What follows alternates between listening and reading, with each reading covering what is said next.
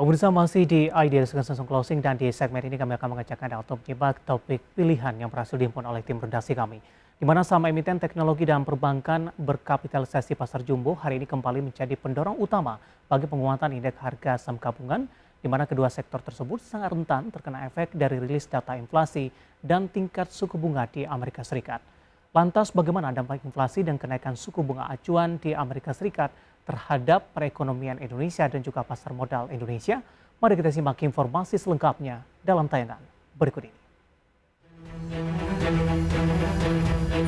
Indeks harga saham gabungan pada sesi pertama hari ini ditutup dengan penguatan 0,43% ke level 7.171,89, di mana sektor teknologi dan keuangan kembali menjadi pendorong kenaikan tersebut.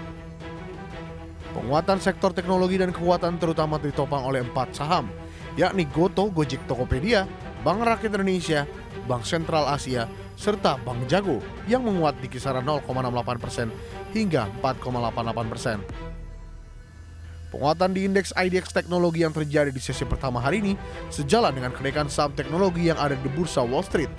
Tercatat indeks teknologi S&P 500 naik 1% dan memberikan indeks benchmark dorongan terbesar, sementara saham Microsoft Corp menguat 1,4%. Indeks Wall Street sendiri tercatat menguat dalam 2 hari berturut-turut di saat pasar pada pekan ini tengah menanti rilis data inflasi Amerika Serikat pada 10 Juni mendatang. Sementara Bank Sentral Amerika Serikat The Fed memprediksi pertumbuhan ekonomi Amerika Serikat pada kuartal 2 2022 menurun dan jika itu terjadi, ekonomi negeri paman Sam akan terancam resesi. Terkait ramalan resesi di Amerika Serikat ini, Menteri Keuangan Sri Mulyani menyebut semua negara sedang menunjukkan kekhawatiran besar atas gangguan sisi produksi global yang menjadi pangkal persoalan inflasi di banyak negara.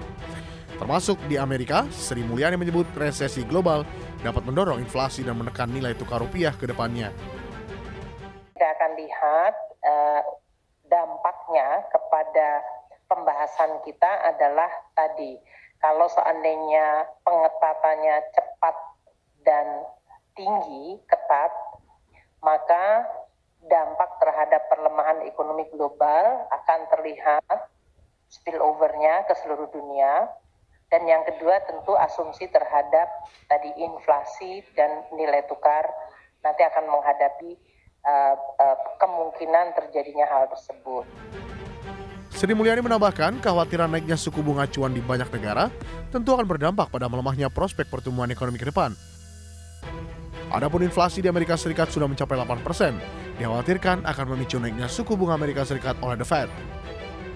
Menanggapi hal ini, Direktur Selyos Bima Yudhistira seperti dikutip MNC Portal Indonesia menilai, kenaikan suku bunga yang berlebih juga akan memicu larinya modal asing secara masif, terutama kembali ke aset-aset yang dinilai aman, sehingga mereka akan mengurangi investasi di negara-negara berkembang atau emerging market. Menurut Bima, situasi ini bisa berdampak pemulihan ekonomi Indonesia yang tumbuh 5%, bisa terkoreksi bahkan bisa kembali minus. Dari Jakarta, Raharjo Patmo untuk IDX Channel.